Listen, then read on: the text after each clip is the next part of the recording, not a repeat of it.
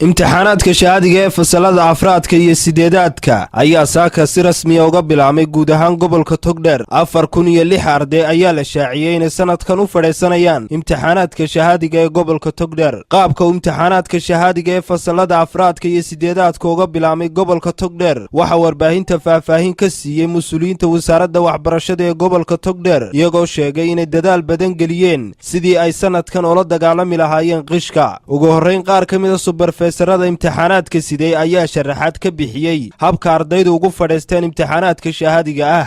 saaka oo ay bishu tahay kowdii bisha 7 waxa ka bilaabmaya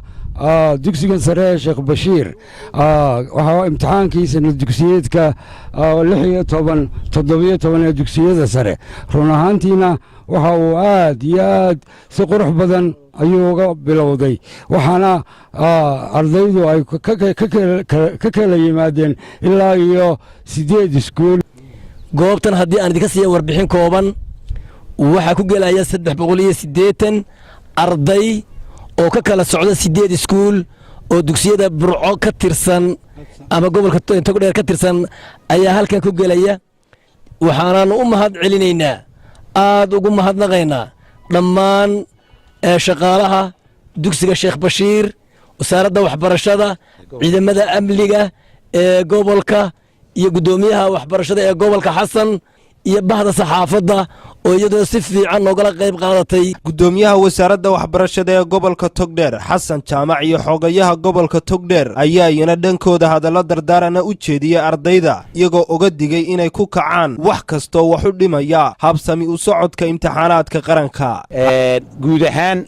gobolka Togdheer maanta waxa imtixaanka dugsiga heerka dhexe ee fasalka 8aad iyo fasalka afraad ee dugsiyada sare guud ahaan maanta waxa u fadhiisanaya gobolka Togdheer 4006 arday oo kala ah dugsiga hoose dhexe ee eydka waxa fadhiisanaya 2984 arday halka dugsiga sare form 4 kana ay fadhiisanayaan 1722 arday waxaanu se kula dardaarmaynaa kuna adkaynaynaa qishkii wax la yiraahdo waa lala dagaalamayaa ardaygu inuu kalsooni qaato oo uu isagoo isku kalsoon imtixaanka u fadhiisto number 1 waxa la yiraahdo mobilka ardaygii lagu arko isaga mobilkuba dibadda u baxayaan maadadaas waa cancel dadweynow iyo ardayow waxaanu halkan idinka cadaynaynaa ardaygii mobil lagu qabto in uu dibadda yahay oo maadadaas ay tahay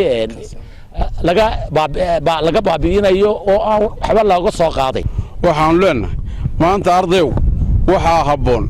inaad ku meel gaadho wixii lagu baray ee lagu dhigay macalinku ku baray inaad ku meel gaadho ayaa habboon waxaan leenahay wadii ducaynaynaa waxaan leenahay kuwii ku guuleystay noqdo imtixaanka waxa la idinka rabaa akhlaaq wanaagsan iyo adaab inaa ku Axmed Kaafi Saleebaan Carab telefishinka caalamiga ee bulsho magaalada Burco